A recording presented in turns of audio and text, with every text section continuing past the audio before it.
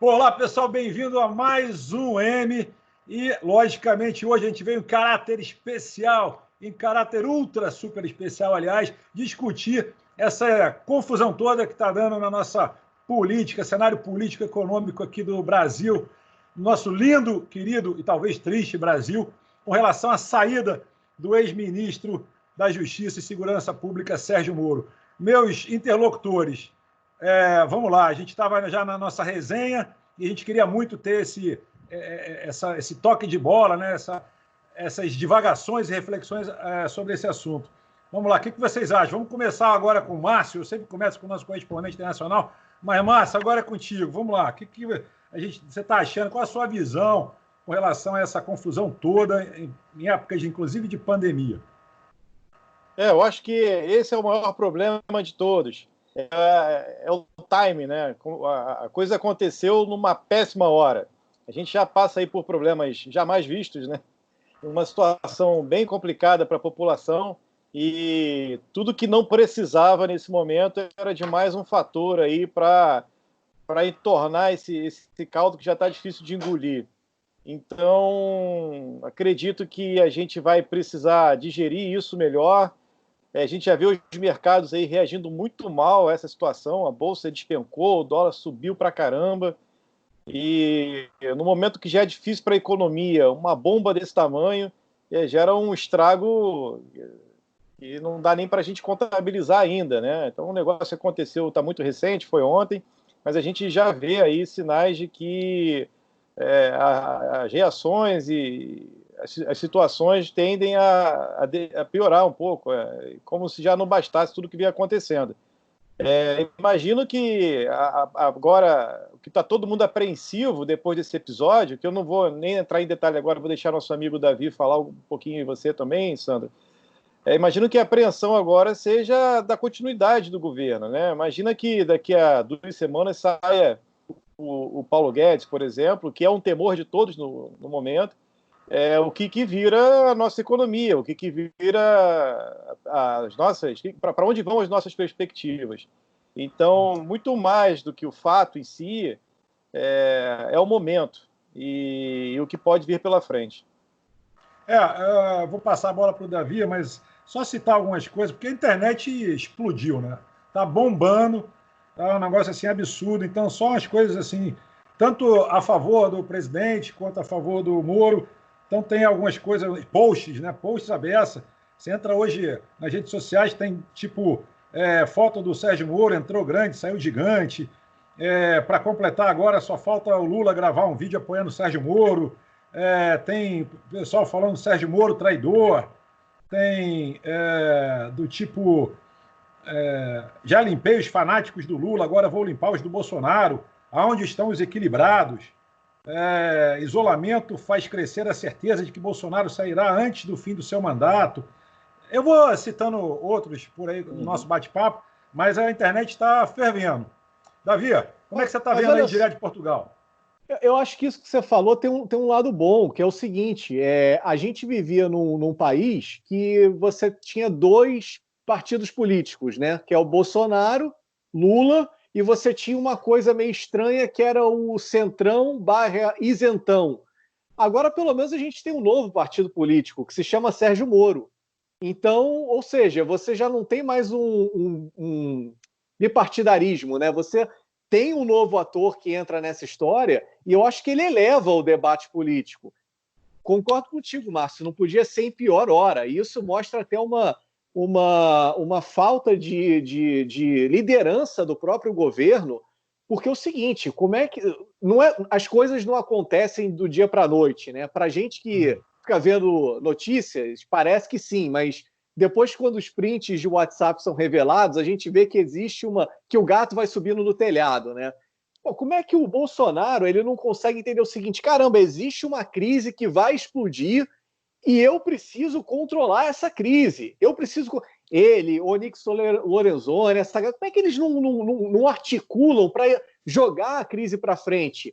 Um presidente de um país, assim como um CEO de uma empresa, ou você que tem aí uma tasquinha, você é um gestor de crise. Então você precisa saber gerir a sua crise. Qual é a crise hoje no mundo? é crise de saúde. Vamos lá, Brasil, vamos botar no território. Saúde e economia. Puta, mas eu tenho aqui um ministro da Justiça que está dando trabalho. Não, joga para frente. Conversa com o cara e joga para frente. E quando que é esse para frente? É daqui a um ano? É daqui a 2 anos?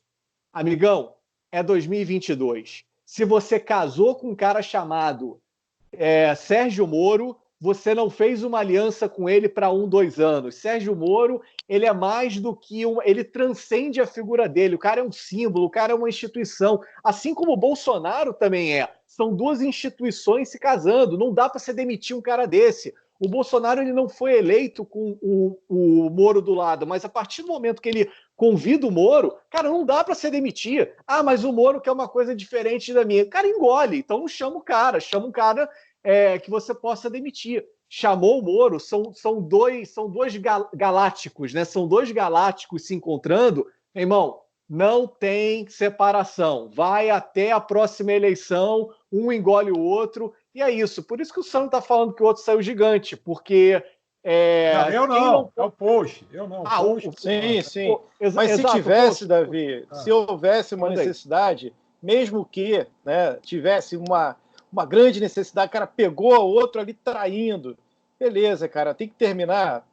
Vai cortar na própria carne, vai ser um problemaço. Mas espera um pouquinho, porque a gente já está com muita instabilidade. O Brasil, as pessoas não estão conseguindo gerar nenhum tipo de riqueza, ninguém que trabalha. São poucos os negócios que ainda funcionam.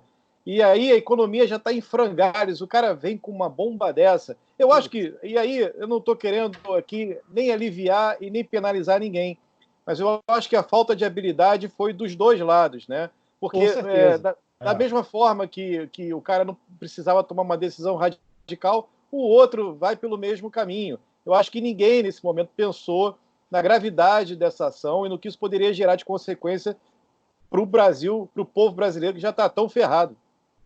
Faltou sensibilidade dos 2. Acho que também o Moro podia entender, caramba, peraí, eu não posso assumir um protagonismo de um momento que tem gente morrendo e perdendo emprego. Peraí, calma lá também, né? Vamos diminuir um pouquinho. Não precisa comprar essa briga agora. Agora é o seguinte também, quero saber a opinião de vocês. O negócio virou um fla-flu. É muito difícil a gente separar emoção de coisas técnicas. Cara, vocês já pararam para pensar que pela primeira vez em décadas um ministro está saindo, não foi porque ele foi pego com dinheiro na cueca, não foi por causa de falcatrua, foi porque, olha só, tem que demitir um cara, não tem que demitir um cara. Caramba, esses caras não podiam conversar, não. Se você for pegar a parte técnica, o que vocês acham disso? Porque quando você tira a emoção, você vê que o fato ele não foi tão grave assim para você jogar uma bomba atômica. Até porque... Desculpa, Sandro, por favor, pode falar. Eu queria resumir, assim, eu vi agora um post que eu guardei aqui. Aliás, eu queria dizer que hoje teve uma live do Ricardo Amorim, de manhã bem cedo, e ele fala isso, que o nosso presidente adora administrar o país em gestão de conflitos. Ele adora um conflito, você vê que sai de um, entra no outro, sai de outro, enfim... não falando nem a favor nem contra, mas isso é fato. Sim. Realmente ele gosta de um conflito. E concordo com vocês, acho que podia ser... Esse agora é totalmente evitável, tanto da parte do presidente quanto da parte do Moro. O Moro não era para ter entrado nesse protagonismo agora, faltou sensibilidade das 2 partes. Aquele dia que os 2, inclusive, nas suas declarações, falam que teve a conversa um dia antes, né, do Moro pedir demissão, essa conversa faltou aí sensibilidade. E aí vem um post que eu corroboro aqui, que diz: Moro perdeu, Bolsonaro perdeu e o delegado perdeu. O Brasil não teve importância nenhuma nessa história. Eu acho que isso aí resume, a minha opinião também é esse post. Esse post resume tudo, ou seja, todo mundo perdeu, principalmente a gente, o Brasil perdeu com essa história toda. Ficam muitas perguntas em cima disso, né? Primeira delas, o porquê da necessidade de trocar o cara com essa urgência, né? Por que tinha que fazer algo correndo que não pudesse esperar um pouquinho? Outra pergunta surge a respeito disso. porque a intransigência também de ambas as partes com relação a essa mudança, né? Eu não sei, cada um falou suas verdades e a gente não sabe qual é, de fato, a realidade. Aí vai da nossa empatia, com quem que a gente se identifica mais, né? Aí a gente tende a acreditar mais numa pessoa e mais na outra. Eu falo isso porque eu tento evitar entrar, já que é um assunto que eu não participei, eu não estava lá, eu realmente não tenho a menor condição de dar uma opinião a respeito da situação, já que não é parte do que eu vivi. Mas o que eu posso dizer e afirmar é que os dois cometeram um grande erro de tomar essa iniciativa agora, porque o nosso programa é de empreendedorismo, né? É um programa voltado às atividades econômicas, né? E como é que a gente consegue, nesse momento, já que a gente está falando que é marketing em tempo de quarentena, como é que a gente usa estratégias de mercado para poder superar essa situação? E o que a gente está vendo é o oposto disso, né, cara? É um cara usando uma situação, criando uma situação absurda que vai destruir o mercado. Quer dizer, é o oposto do que a gente vem aqui tentando promover de soluções para amenizar. O cara entra com uma situação para piorar, para jogar a pá de cal. Então, nesse sentido que eu acho que eles pecaram muito. Sobre a situação em si, cara. A lei diz que é prerrogativa do presidente, mas aí o que é lei? A gente estava conversando no outro programa agora, o que é o normal e o que é lá, o que é ético e o que é legal, por exemplo. É legal, mas não é ético. Eu dei carta branca, eu não dei. Enfim, tem uma série de questionamentos aí, mas eu acho, pelo menos para mim, o questionamento mais que eu posso mais opinar e participar por que, gente? Por que agora, entendeu? Por que não daqui a um mês, 2 meses, ou como o Davi disse, aqui daqui a 2 anos, ou 3 anos? O interessante é que nessa live que eu citei do Ricardo Amorim também, ele diz isso, em menos de 2 semanas, 2 ministros com popularidade até mais alta do que o próprio presidente, segundo as recentes pesquisas, saíram do governo.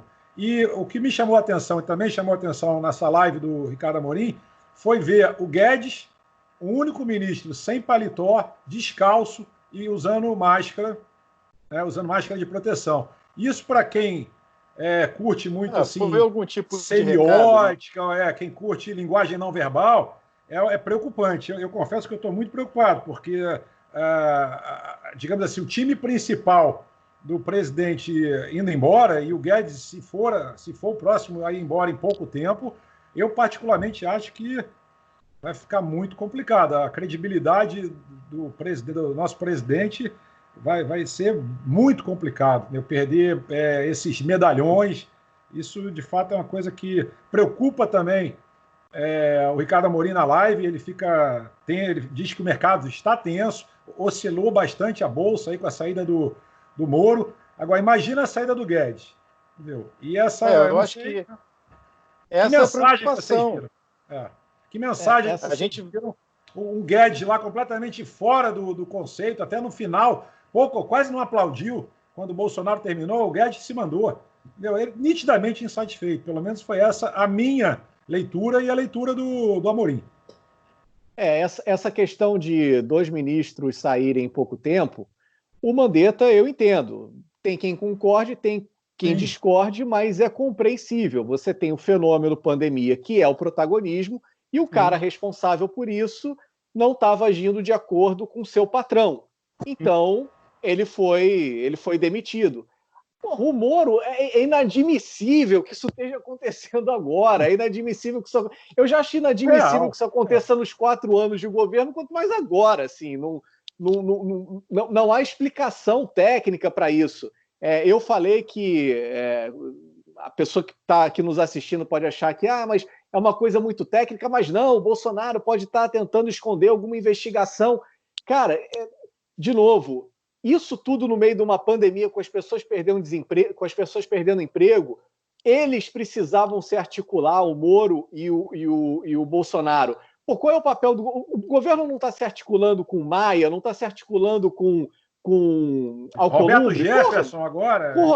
Se articula com a porra do Moro, cara. Tão difícil se articular com o Moro. Ah, não, demite, não demite, quem bota, quem não bota. Pô, não é possível que isso seja tão impossível a ponto do cara jogar.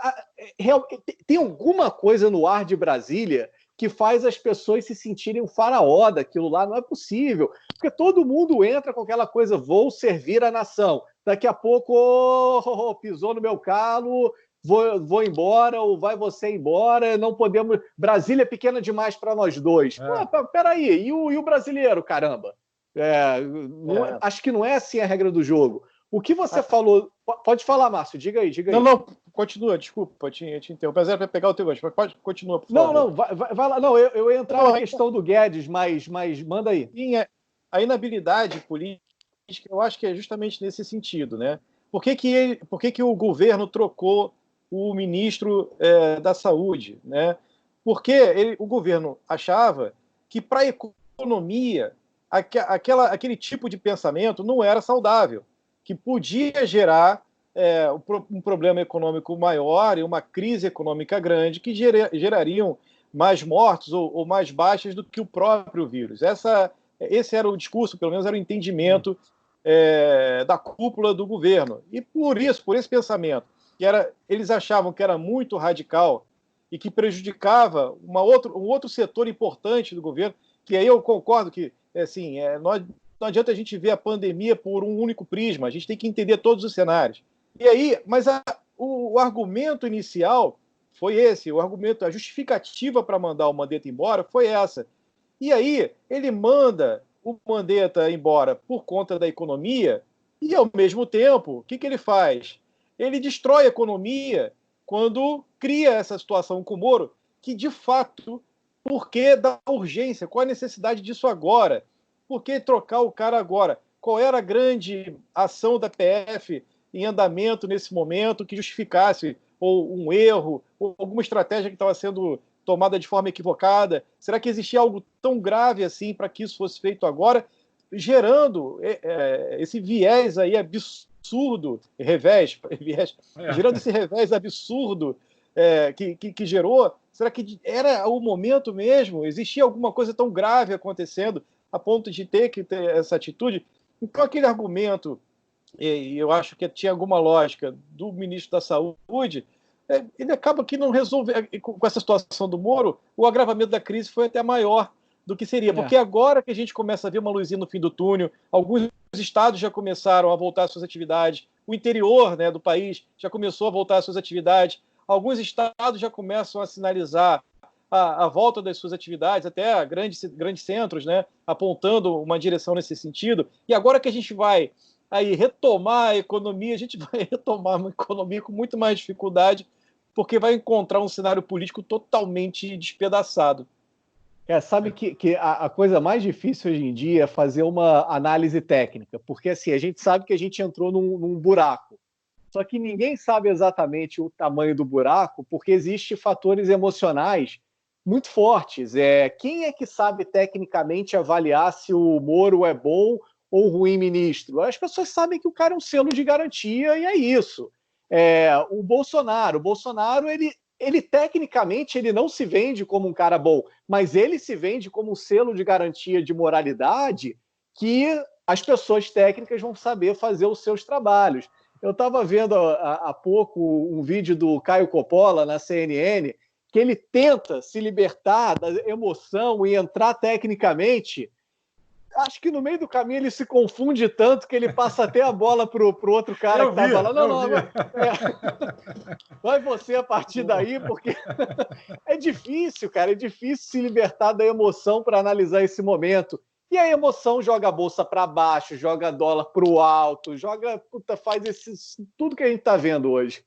É aquela história, né? Perdeu o Bolsonaro, perdeu o Moro, principalmente perde a gente, perde o Brasil. Eu queria deixar aqui, encerrar, dessa vez foi uma cápsulazinha, né, que a gente fez, bem bastidores, bem backstage, para poder falar com o pessoal e não deixar passar em branco. Eu não sabia nem que estava gravando, âncora. Mas é assim que é bom, assim que é bom. Eu queria ressaltar aqui uma coisa que eu achei muito engraçado, que as meninas do condomínio lá que o Bolsonaro citou, né, do filho dele, elas fizeram uma camisa dizendo eu não dei para o 04. Só para lembrar que o Bolsonaro disse que o filho tinha dito para ele que pegou metade do condomínio, namorou com metade do condomínio. Então eu acho que fica a brincadeira aí para terminar leve aqui. Uma CPI do 04 agora, né? Tem que ter uma CPI. O 04 é o maior pegador.